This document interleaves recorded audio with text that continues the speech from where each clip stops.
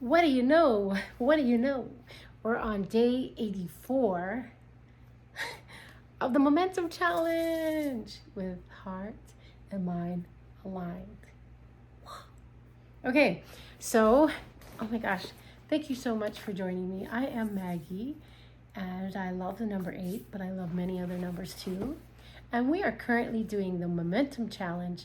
We're doing like a 90-day stint, but our Independence Day is the 4th of July. So I actually think we're going to hit that 90 before, but let's see what comes. So thank you for joining me. So we have been doing the complete works of Florence Shinn, and we are now in the law of non-resistance. So we're going to kick this off. Every man is a golden link in the chain of my good. Every man or woman is a golden link in the chain of my good. And say it with some sass. Every man or woman is the golden link in the chain of my good. Whew. Okay. For all men are God's manifestation, awaiting the opportunity given by man himself to serve the divine plan of his life. Okay. Bless your enemy and you rob him of his ammunition. His arrows will be transmuted into blessings. So you caught that? Bing. Bless your enemy and you rob him of his ammunition. His arrows will be transmuted into what? Blessings. The law is true of nations as well as individuals. Bless a nation and send love and goodwill to every inhabitant, and it is robbed of its power to harm. So can you imagine if we just, I can't imagine, if we put our thought forms into that, just sending love, light, and blessings to every country, including ours. How amazing that would be. And we are coming into those times. All right. Man can only get the right idea of non-resistance through spiritual understanding. My students have often said, I don't want to be a doormat. And I reply, when you use non-resistance with wisdom, no one will ever be able to walk over you. Another example, story. One day I was completely awaiting an important telephone call. I resisted every call that came in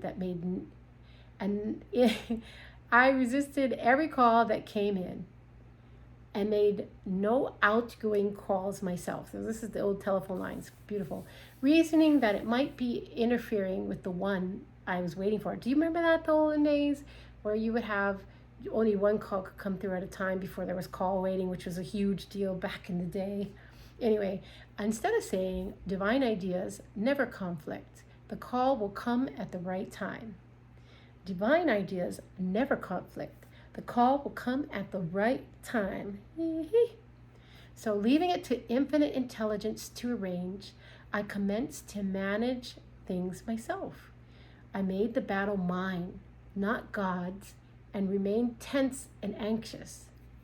The bell did not ring for about an hour, and I glanced at the phone and found the receiver had been off the hook for a length of time, and the phone was disconnected. My anxiety, fear, and belief in interference had brought on a total eclipse of the telephone. A total eclipse of the telephone. Do you remember that song? A total eclipse of the heart. Anyway, it eclipsed Florence's telephone. Realizing that what I had done, I commenced blessing the situation at once. I baptized it with success and affirmed. I cannot lose any call that belongs to me by divine right. I am under grace and not under law. So we are under grace and not under law, and everything of our divine right is coming to us. So a friend rushed out to the nearest phone to notify the company to reconnect. She entered a crowded grocery, but the proprietor left his customer and attended to the call himself. My phone was connected at once, and 2 minutes later, I received a very important call, and about an hour afterwards, the one I had been waiting for. Once ships come in over a calm sea. So long as a man resists a situation, he will have it with him or her. If he runs away from it, it will run after him. For example, I repeated this to a woman one day, and she replied, "How true that is. I was unhappy at home. I disliked my mother, who was critical and domineering, so I ran away and was married. But I married my mother, for my husband was exactly like my mother, and I had the same situation to face again. So agree with thine adversary quickly." That means agree that the adverse situation is good. Be undisturbed by it, drop importance, and it falls away on its own weight. None of these things move me is a wonderful affirmation. None of these things move me.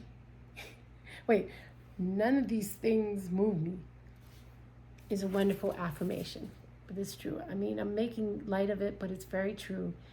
We don't want to give weight to these things because then it gives more weight and then it just rolls downhill, right? So the inharmonious situation comes from some inharmony within man himself. When there is in him no emotional response to an inharmonious situation, it fades away forever from your pathway. So we see man's work is ever with him or herself. People have said to me, "Give me treatments to change my husband and my brother." And I reply, "No, I will give treatments to change you. When you change, your husband and your brother will change." So one of my students was in the habit of lying, and I told her it was a failure method, and if she lied, she would be lied to. She replied, "I don't care. I can't possibly get along without lying." And one day she was speaking on the phone to a man with whom she was very much in love. She turned to me and said, "I don't trust him. I know he's lying to me." And I replied, "Well, you lied yourself, so someone has to lie to you, and you will be sure it will be just a person you want the truth from." And sometime after that, I saw her and she said, "I'm cured of lying." And I questioned, "What cured you?" And she replied, "I have been living with a woman who lied worse than I did." One is often cured of his faults by seeing them in others. Life is a mirror. Life is a mirror, and we find only ourselves reflected in our associates. Living in the past is failure, a failure method, and a violation of spiritual law. So Jesus Christ said, "Behold, now is the accepted time. Now is the day of salvation." Now. Lot's wife looked back and was turned into a pillar of salt. The robbers of time are the past and the future. Men should bless the past and forget it if it keeps him in bondage, and bless the future knowing that it has in store for him endless joys, but live fully in the now. All right, so that is day 84. We are taking a commercial break, and we are going to just send major love and gratitude to all of you. Thank you for supporting me in this Momentum Challenge and just in general here at the channel. And follow me, subscribe.